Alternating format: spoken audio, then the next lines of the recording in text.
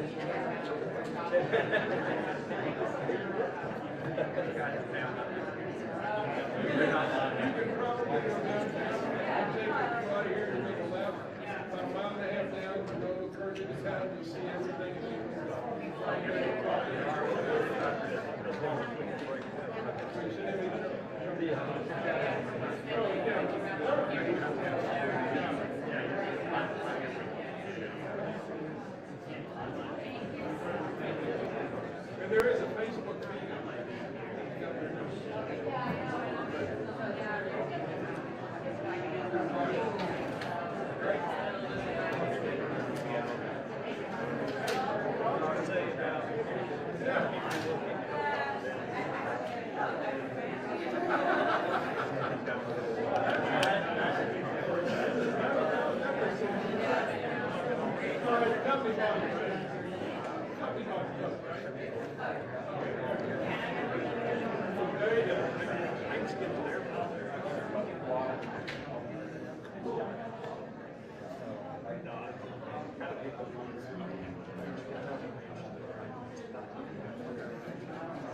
We're going to be getting started here in a few minutes. If any of you guys want to be put on our local media list, come see me after the event. Just look for the guy in the orange hat. Okay?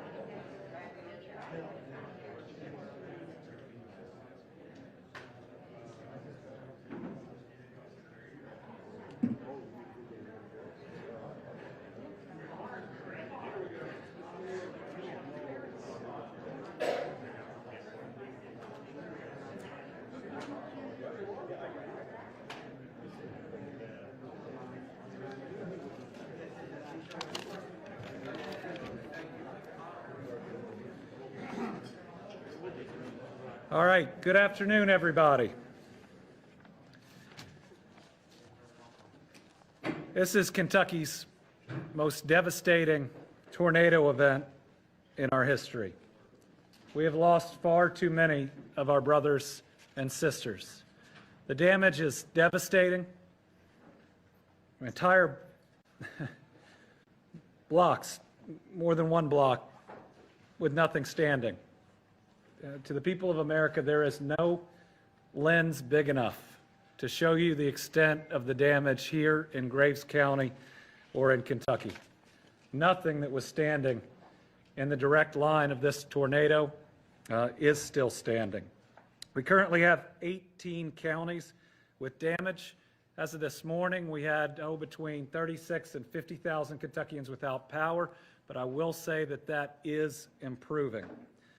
Mayfield, where we are today, Dawson Springs, my dad's hometown, and Bremen were hit hard. Bowling Green sustained significant damage.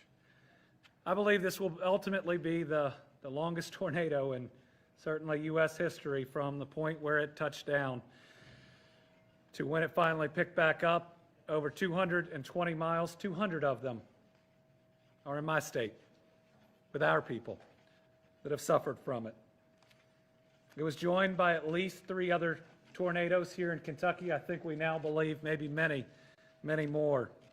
I've been living this in real time since midnight yesterday. But while I was at the state's Emergency Operations Center receiving reports in real time, Western Kentucky and its people were at ground zero. So 40 hours in, here's where I think we are. First, we're grateful. We are grateful to our first responders who were there all through the evening, out in the storm itself, showing incredible heroism, and they are still at work. We're grateful for all the help that we've received from other cities and other states, help from the federal government that has come in so many different forms. We're grateful for the outpouring of love. It's the best way I can describe it. From all over the country and from all walks of life, I want to thank everybody for standing with the people of Kentucky. We feel it. In fact, one of our biggest challenges right now is organizing the amount of people that want to help, want to donate, and want to volunteer. But you know what? That's the best challenge that any of us could ask for. So we declared our state of emergency in advance of midnight before the storm hit. That's a state of emergency. We've now been granted the immediate federal state of emergency. It is rare. It was granted incredibly quickly, and we are grateful to Homeland Security, to FEMA, and to President Biden himself. The National Guard has been deployed. We have over 300 guardsmen that are active. They are out in our communities. They are doing everything from going door to door, though in many of these communities we don't have doors anymore. They're going rubble to rubble, searching hopefully for survivors, but otherwise to at least have certainty for families that we can advise them of their loss. They're doing debris removal, and they're also helping out in law enforcement capacity where needed. Our transportation cabinet has been out, hundreds of Kentucky workers in every large truck we can find. And let me tell you, today in Mayfield, we've even started moving debris out. And when you think 40 hours in, that is a testament to the people and the workers here and also the workers at that cabinet. Division of Forestry is assisting with tree removal. We have requested and we have received assistance from all over the state and from the federal government, including help in search and rescue from federal teams as well as other state teams.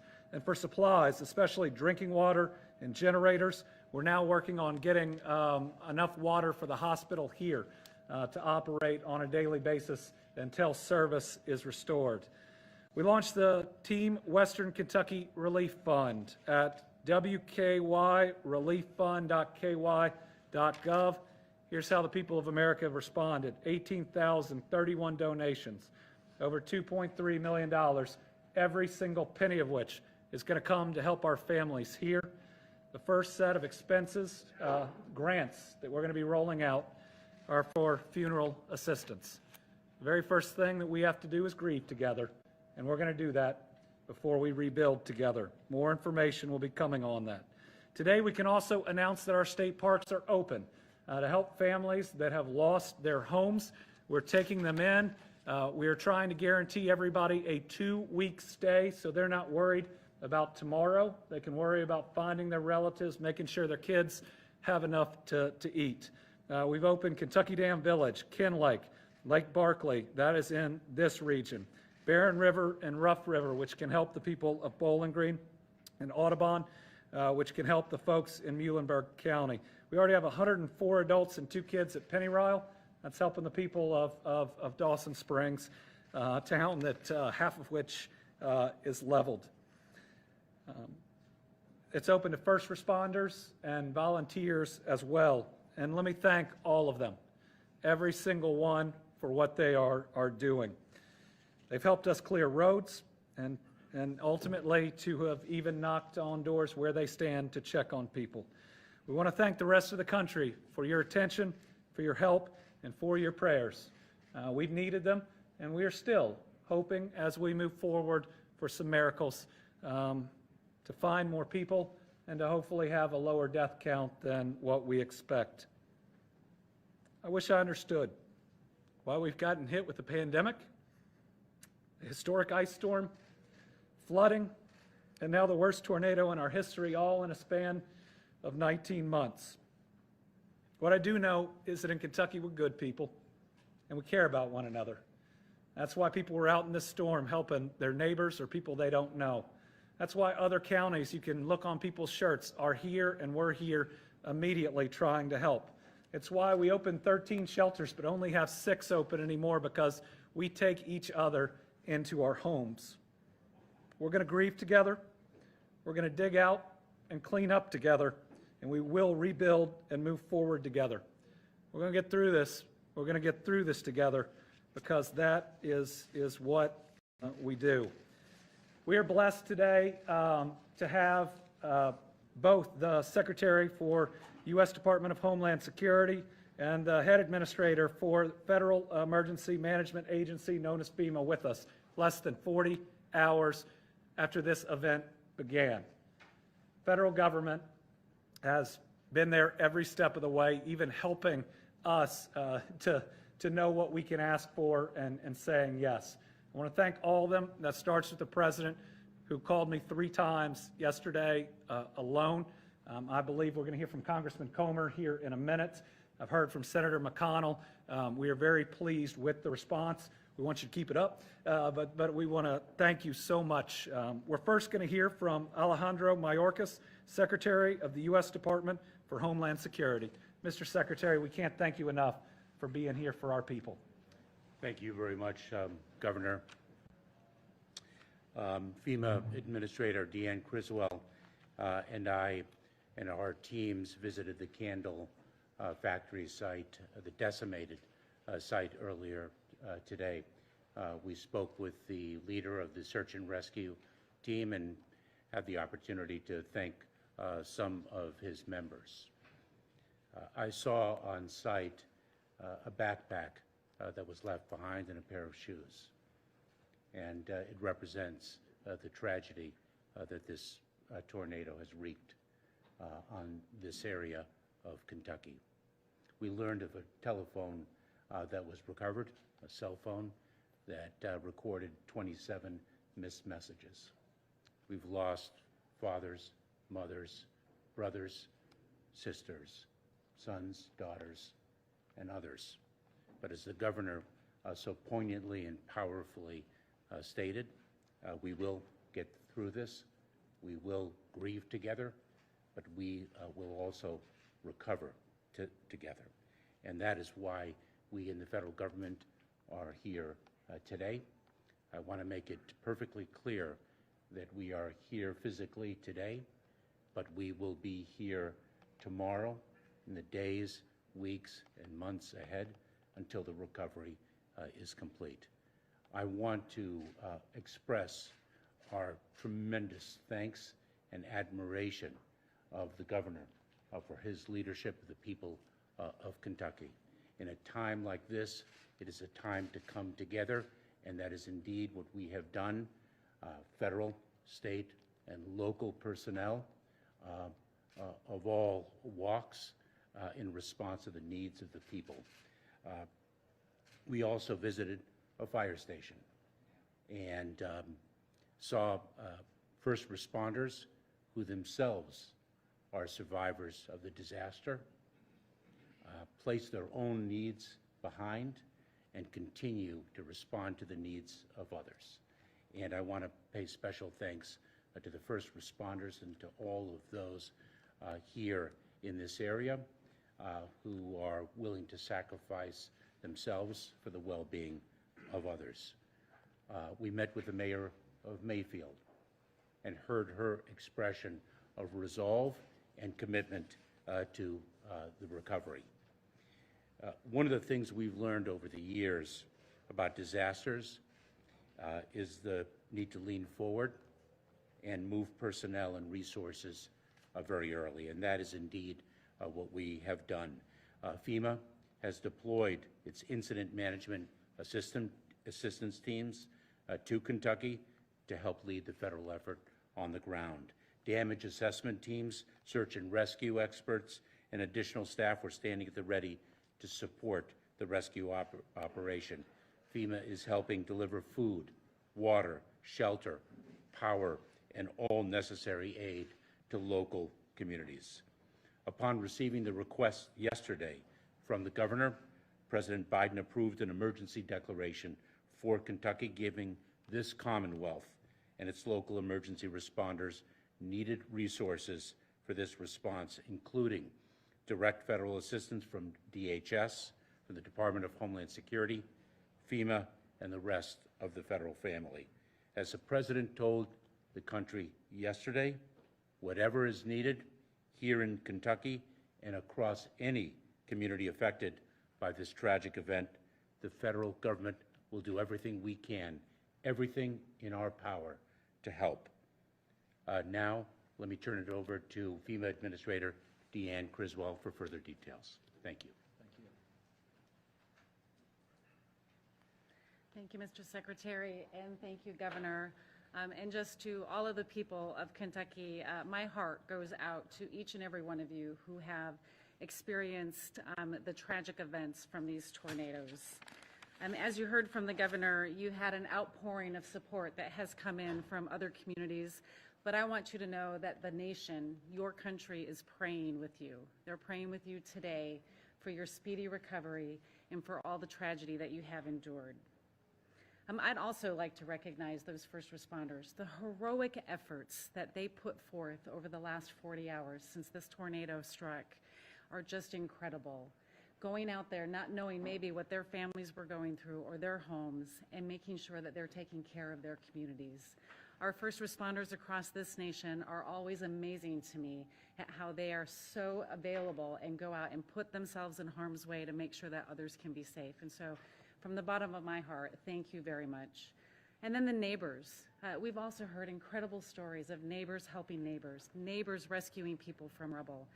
You're also first responders, and thank you so much for all of the effort that you put in to make sure that your neighbors are safe. We did have an opportunity today to be able to visit a couple of areas that have been impacted. We were able to tour Graves County and Marshall County, as well as visit the candle factory. And as you heard the governor say, me, myself, and the rest of the nation, we've been watching this. We've been seeing the pictures of this.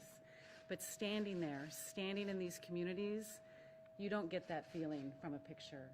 When you stand in one direction and look and see all of the devastation, and then just turn to your right and all of the devastation around you, you can't understand how this has impacted these communities until you're there, which is why it's so important to be here, to see it for myself, so we can make sure that we're providing the right level of assistance to help with your response and your ongoing recovery. We had the opportunity just a few moments ago to hear from the county executives, where the governor brought them together to hear the impacts that they're having and some of their shortfalls. The things that we heard are housing. You've heard that before, that housing is going to be a tremendous need as we continue to go forward. Power, water, fuel, all of these things to help the communities start their rebuilding process. Because housing, we know, is going to be such a tremendous need, we are sending in one of our housing experts that will be here tomorrow to begin the strategy for how we're going to be able to help with the long-term housing needs and the recovery of these communities. Part of that is we also did receive a request from the governor just moments ago too for a major disaster declaration. As you heard, the president approved an emergency declaration yesterday, which allowed us to really move resources in quickly to start with those initial response efforts. But the major disaster declaration is going to begin to help individuals. You can go to disasterassistance.gov and you can find the type of assistance that will be available once the declaration is approved. It's also going to allow us to help with the long-term repair of all of the critical infrastructure that's been damaged by this storm. Again, go to disasterassistance.gov and you can find out more information about what will be available. We also know that the communications are bad, and you're not going to be able to perhaps access some of the sites that we send you to or make phone calls. So we're going to send teams into the field. We call them disaster survivor assistance teams. So if you see somebody walking around with a FEMA shirt, a FEMA jacket on, and you have a question, pull them aside. They're going to be able to look it up. They're going to have iPads with them. They can find information. They can help you register for assistance if you need to. They should be on the ground starting tomorrow and going into those communities that have been the most impacted. And just to close, FEMA is just one part of the team. This disaster declaration is going to allow us to bring the entire federal family together to provide the much needed support that you're going to have for today and for the duration of the recovery. And Governor, you have my commitment to make sure that we're giving you everything that you need to help with this long recovery that you're going to be faced with. Thank you. I want to thank the Secretary and the Administrator. This is the fastest emergency declaration that I've ever heard of, and they had resources on the way even before it was processed. It's everything that we could request. It also reminded me of our police chief here, who's doing a great job in Mayfield, having to survey his own officers today to see whose homes were standing and who needed help. Can you imagine that, working 2 straight days to help people when your home isn't even standing? That's what we've got people doing. I also meant earlier, we have lots of thanks out there. I do want to thank AT&T, which specifically got 2 communities, Dawson Springs and Benton, their cell phones back up. They were having trouble communicating even with each other and emergency personnel. We appreciate the second one just came up online. Next, I want to introduce Michael Dossett. He is our Director of Kentucky Emergency Management. Thank you, Governor. So just a few brief comments. First of all, again, our hearts go out to you and to the families of those who have been lost. A tragic event that will rank among one of Kentucky's worst disasters. Thank you to Secretary Mayorkas and Administrator Criswell. Thank you so much for coming to see on the ground what it looks like in Kentucky. You go to many places in the nation. We follow disasters across the country. Seeing you here present only hours after the event is priceless. Thank you so much. Our Regional Administrator, Gracia Scheck. Gracia and I probably speak most often once a week. She's the administrator. Please raise your hand, Gracia. She is the administrator for Region 4, 8 states. She has been nothing more than exceptional in processing this disaster. In fact, as was indicated, assistance was on the way before we had the first declaration. I just received an email not 2 minutes ago that advised that our expedited application will be signed by the governor, and then it'll be forwarded to Gracia, and I hope to have some news that the governor can share shortly after that. So thank you for the quick response. Some of the things that we have on the ground now, we've talked about. We have the federal USAR team. That is the major search and rescue team. We've requested several more to assist in other areas of our impacted counties, and that's in the works. The IMAT team. This is the overhead team that manages the disaster with us. They're already in the EOC working. We have an incident support team that'll go downrange and assist us in organization. Comments about the long-term housing, thank you, because that's what's going to be primary in this disaster. That team will be here. They will integrate with our staff, and we will draft the plan to move forward, bringing new housing into construction and setting expectations. Folks, this doesn't happen overnight, but the process is starting immediately. John Brogan, are you here? John is my counterpart in the FEMA process. John is our federal coordinating officer. He was here for the ice storm and for the flooding event 3 weeks after that. So he is no stranger to what we need here in Kentucky, and he'll be working this disaster too. I'm just going to end with telling you a very short story on our tour today. We met with a lady by the name of Jenna Adams, who is a council person for the mayor, and she was so significant in speaking about what Kentuckians do with other Kentuckians. She went home and had to deal with her wash in the washing machine that was going to ruin because the power was out, and she was dealing with the aftermath of some recovery issues. And she talked about what neighbors are doing, and we saw it for ourselves, as we've all done in the past 2 days. So I want to end with thanking you for your efforts, thanking you for Kentuckians being Kentuckians and doing what we do. All right. Thank you. I also want to thank Kentucky's federal delegation. Every single member of that delegation has pushed hard, successfully for the steps that we need. They have been supportive even when we've been out of communication sometimes. We have the congressman from this very region, and I know has been right here with all our people, and that's Congressman James Comer.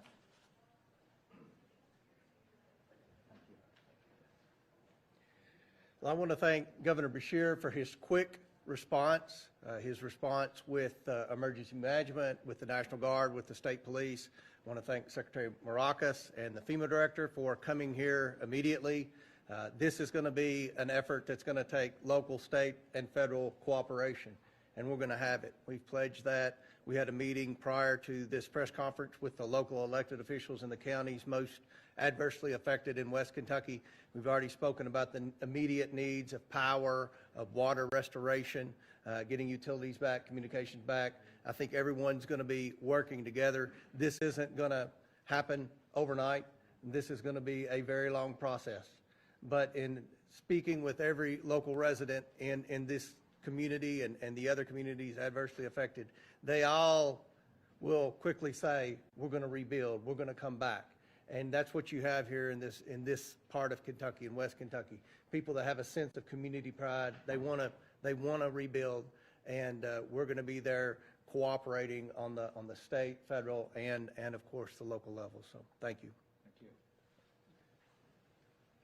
Next up, we have the National Guard, which has been so critical these last 18, 19 months in so many different ways. We call on them to do so much. Most recently, they were helping to staff our overrun hospitals at a time when we desperately needed help. Every community they're in, the morale picks up. We know when they're there, we're going to make it. So here's General Larkin to give us an update. General. Thank you, sir. Currently, the Kentucky National Guard has slightly over, as the governor mentioned, 300 soldiers and airmen on duty. We're operating in 9 Kentucky counties, 106 of which are here in Graves County. We are performing missions in law enforcement augmentation, search and rescue, route clearance, and providing air support and airlift. We continue to anticipate the needs, and we continue to process requests through the Kentucky Operations Center. As always, we are proud to serve the Commonwealth, and we fight as Kentuckians. Thank you. Finally, we got a real special person. First person I gave a hug to when I got on scene. Mayor here in Mayfield is Kathy Onan. And when I first got to talk to her, since this has happened, we were standing outside of that candle factory. These are all our people, but these are neighbors of hers that she serves every day. Mayor, we're with you, and we love you. Mayor Onan. Thank you so much, Governor. As the mayor of this tightly knit, small Western Kentucky town, one of the greatest honors I have is watching the first responders all over the county as they run to disasters. 40 hours after the greatest disaster to ever hit Kentucky, and especially my hometown, I know, because they're here standing behind me, that my state government and my federal government are running toward that disaster with us. They came to us. I didn't call them, they called me. And that shows me how miraculous of a situation exists in the Commonwealth and within our federal government. When the sun rose over Western Kentucky and Mayfield, the morning after this horrid disaster, I walked out of the fire station of our city government complex. Our city hall was destroyed. Our fire station was destroyed. I don't think there's a pane of glass in any vehicle or property that the city owns that isn't shattered. And as I walked out, I looked across the street to a bank where there was so much rubble. I looked over the city, and I've said it before, it looked like matchsticks. And I did cry. I've tried not to cry a lot, but I did cry. I had to have a moment. And I looked across, and in the rubble of that bank, I saw the flag of the United States that had just recently flown at that fire station. So I walked across the street, and I moved bricks aside, and I took that flag. And standing just over to the right of me were two of our first responders. And I went to them and handed it to them, and immediately those two men began to fold it with the most respect. They'd been up all night. They were tired. They were dirty. And they began to fold it as gently and as beautifully as I have ever seen. I've had that flag with me in my possession. It is safely at my home. And it will always hold a place of respect on that city government complex, however it may look in the future. And it will be there.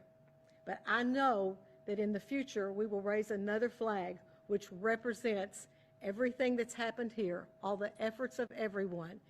And I look forward to that day when we raise that flag of hope and security over that fire station once again. I want to thank the media also. You guys probably don't hear that very much. I want to thank you because you're telling our story. I guess every mayor feels the same way, but we are special here. We are tightly knit, as I said at the beginning, and we may squabble and disagree, but this is what we do. We come together and we work to build. Thank you so much for building with us. Thank you. Yes, sir. Okay to take some questions? All right. We'll open it up to questions. Just let us know who your question is for. Governor, the search and rescue folks, can you tell us whether anybody has been pulled out of the candle factory alive since yesterday's press conference, and if so, what were the circumstances? So we're still getting information in on the candle factory. The owner has been in contact and believes he has some different information. We are trying to verify it. If so, it may be a better situation and the miracle we were hoping for. But since 3:30 yesterday, we haven't made another live rescue. Governor, can you give us some hard numbers, anything, a number of people that were in the factory that are missing, the number of people who have been rescued, the number of people, anything? So the numbers that we had that we were talking about yesterday are still the numbers that we have.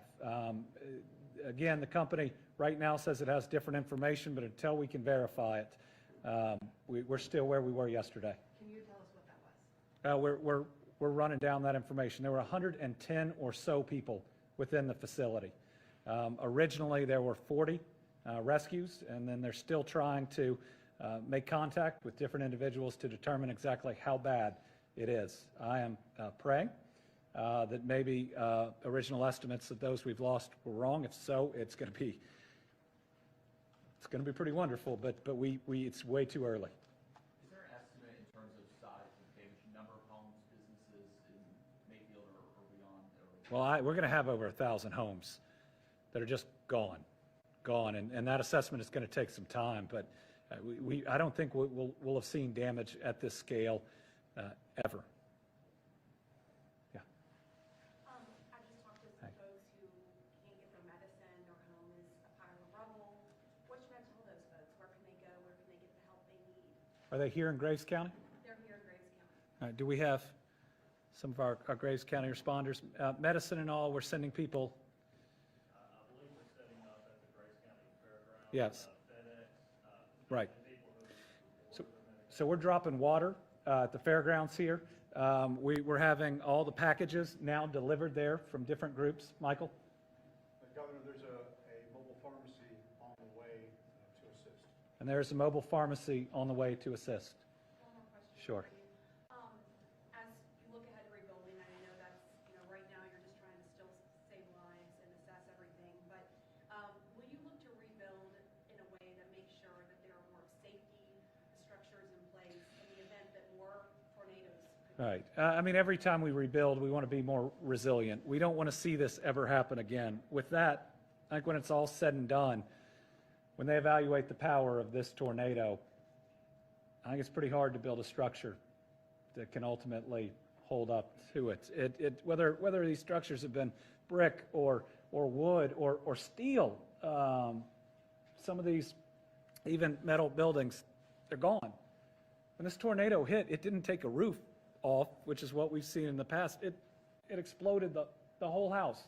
People, animals, and the rest just gone.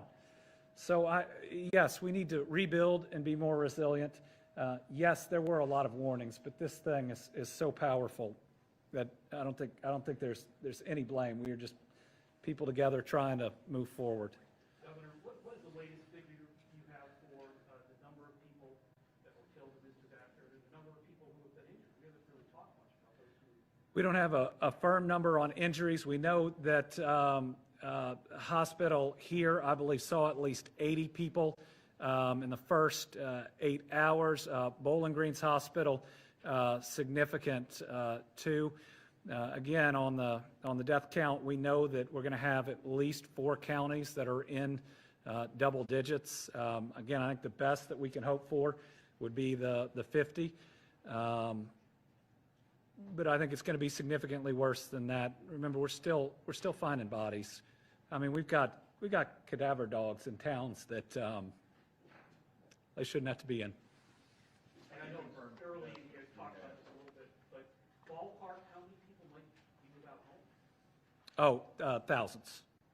Thousands of people without homes. We don't have an exact number of houses because right now we're trying to count people, and that's where we have our main focus. How many confirmed deaths are there at this point? Let me get the number of the confirmation. I get the reports in on what we have seen, but they're not confirmed until the person is fully identified and the family is notified. You have the confirmed number, Michael? We do not, sir, and as is the normal progress. The Kentucky Health Department certifies that for the governor. Yeah. Best case scenario, best case scenario, we're at 50 that we thought we had earlier. I'm not optimistic for the best case scenario, but I'm certainly going to hope for it. I know we're over 10 in Warren County. We're over 10 and growing in Hopkins County. We have significant loss here. We're over 10 in Muhlenberg, in a town, 100 and something people. I think we're at 3 to 5 in Caldwell. And so, those numbers are going to continue to grow as we're able to go house to house and home to home. Governor, you and I, we know what Kentucky's about. We're from here, but to see the attention that the state has gotten on a global scale from this, what do you hope people take away from seeing Kentucky news and the resiliency of our people here? Well, first, we're grateful for the outpouring of support, of attention, of prayers from this country and from the world. It's all we could ask for, and it's just pure love, one country united, worried about us. What I hope they see is that we also love one another. We are good people that care about one another. We open our homes, we open our businesses. As people get power on, they're reaching out to everybody else to invite them in. The number of emergency responders or just volunteers, my dad's from Dawson Springs, not far from Madisonville, and the number of volunteers when I was there yesterday from Madisonville is truly special. So I hope they see a state that cares about one another, that's willing to grieve with one another too, but is strong enough to rebuild. Yes. Do you have any idea when some of the families of the factory workers will be getting some answers? We've talked to dozens who say they've turned over identifying marks and names, but they haven't heard anything. Well, the process, and it's not a process I agree with, is that the families are notified after an individual is fully identified there by the coroner or others. I think as we've seen more events like this, we just need to be more upfront about the possibilities for those families. For each of them, I'm really sorry. You're not supposed to lose people the way we've lost them these last 2 years, and you're not supposed to lose people like this, and to not know and to not have the information has got to make it that much harder. Do you know if anyone here in this room has information about how many people have been reported missing to the Graves County coroner? Do we have a report on total number of missing? Yeah, and the challenge is we'll have the reports that come in. We'll try to compile and move forward. I know in Bowling Green, that's being done by some volunteers that are there that create the list. In Dawson Springs, it was multiple pages, single-spaced, with communications down is the real challenge, right? When your cell phones don't work in these communities, exactly how do you find people to truly know how many are missing? And again, we're 40 hours in, and just the level of devastation does make having the specific numbers I know you want just difficult to have. So, quick question, talking to a teacher earlier, they haven't been able to get in touch with some of their schools. You talked about what's going on in schools. Yeah. So our school systems right now are primarily staging grounds. Staging grounds where we want to get power up and going. We're sending a large generator to the Dawson Springs school, and they are truly functioning as shelter, as staging grounds. It's a special place that is just as important in the midst of this. I know in these communities without power, obviously we won't have school tomorrow, and that word is going to be getting out there. I just had one thing, I'm sorry to interrupt Sure. you. Just to answer the previous question, if families are still seeking information about loved ones that are missing, they can go to His House Ministries here in Mayfield. Okay. His House Ministries here in Mayfield for those people we're trying to find. It'll take time to get school systems back up and functional. And in some areas, I think it's going to happen faster than others. We talk about 18 counties. We've got some that are primarily intact, but need power, need phone service, and we'll want to be back in school as quickly as we can get that. For others, like here and like Dawson, it's going to take some more time. Yeah. You mentioned yesterday a little bit about this, but do you have any more insight into the employees that were in the candle factory when the tornado hit? Were some given the option to leave? What was communicated to them about what options they had? Yeah. Right now, I'm unaware of what was communicated to the individuals in the factory. I do know, based on accounts of those who have gotten out, and then also where we found people who haven't, that it appears most were sheltering in the place that they were told to shelter. We've heard some accounts, or I have, of moving to that area. I hope that area was as safe as it could be, but this thing got hit directly by the strongest tornado we could have possibly imagined. Were they sheltering in the same place? But there is a portion that I believe that they are trained to go to, and we do think many people, maybe even most people, were able to get to that point. But again, this is information coming from some who made it out. From what we see there, we'll learn more on that as the days go forward. Our operation right now is recovery. Governor, what can you tell us just on your initial reaction of being in Princeton, being in Dawson Springs, two places that are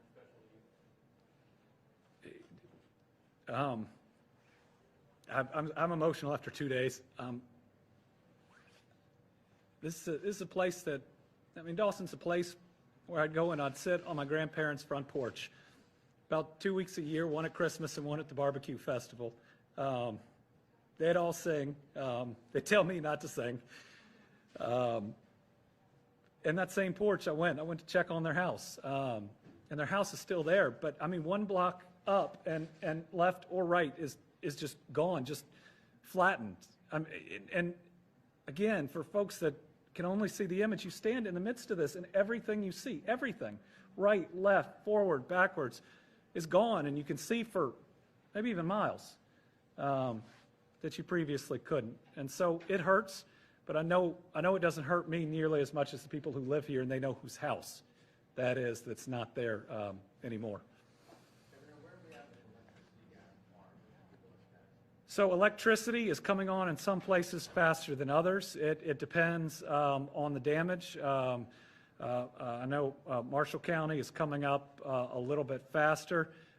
Here in Graves County, it's a work in progress. It really ends up depending on how many lines are down, how significantly. It appears that work is really moving. On the water side, it depends on what exactly has been damaged and what it takes to operate it. I know in Dawson, a generator was able to, or they believe is able to get the pumps back going. Again, in Marshall County, I think water is being restored. Again, it's community by community and what it's going to take. Even if you can't confirm numbers, can you confirm that last night into today, you said there hasn't been a rescue since Saturday at 3:30.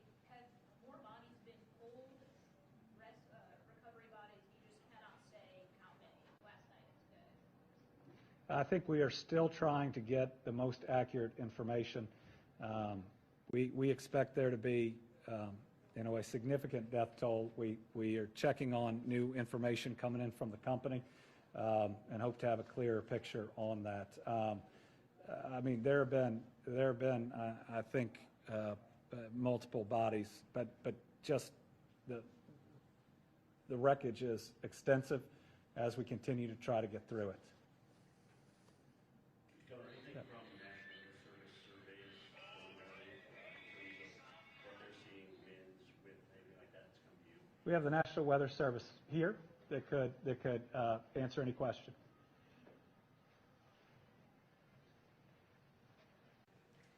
Good afternoon. My name is Christine Welgus. I'm the Warning Coordination Meteorologist at the National Weather Service in Paducah, Kentucky. And we have Mr. Steve Eddy, who is our meteorologist in charge at the National Weather Service in Paducah. And for the last 2 days, we have had several teams out surveying the damage. Of course, as you all know, it spans a good number of miles, so there's a lot of ground to cover. But I did do an aerial survey yesterday, and I can tell you that the track is continuous from south of Casey in Fulton County all the way to at least Beaver Dam, where we finally turned around. So the damage that we have surveyed so far indicates that the rating is at least an EF3. However, we have world-renowned experts who are on the surveys right now, and also experts within the National Weather Service that are looking at the data, and will be looking at possibly upgrading that rating as well.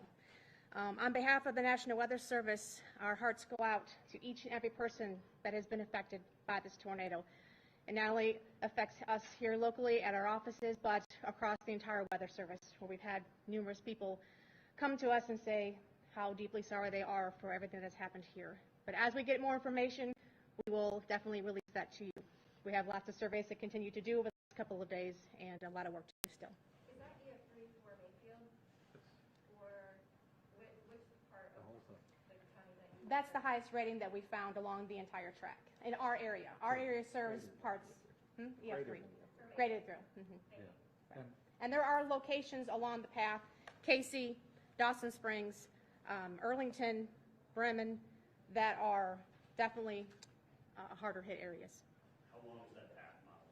We have not figured out that because the survey has not been completed. As you go south into Tennessee, that's another Weather Service office that is covering that. And then you go east of Muhlenberg County, and the National Weather Service in Louisville covers everywhere east of Muhlenberg County. So again, there's surveys ongoing for the last couple of days, and we still have to figure out exactly how long the path is. Great. We'll just take one more, and we'd say that I think it's at least a 3, and look around. I'm not a meteorologist, but I expect we'll find it's much more severe. So, yeah. Question. I know obviously this is historic for Kentucky, but are you concerned that this kind of extreme weather could be the new normal and that this is a reflection of climate change? You know, right now, I can't process whether this is a new normal or not. We're just trying to identify the dead, locate the living, reunite families, try to give people a place to stay and something to eat, get them their medicine, meet their needs. All the rest of it, over time, we can talk about. And what I'd say is, please just focus on our people and the help that they need and they deserve. As we get more information, as we get concrete numbers, we will be transparent about them. We will get them to you as soon as we can. Please understand we're 40 hours in the midst of rubble, but we're tough people. We got a ton of help. Thank you to the federal government. We could not ask for a stronger response. Thank you to our federal delegation. We're going to get through it, and we're going to get through it together. All right. What was the dollar amount again that was raised in the last day? They can get you the specific. Come this way. Hey, how are you?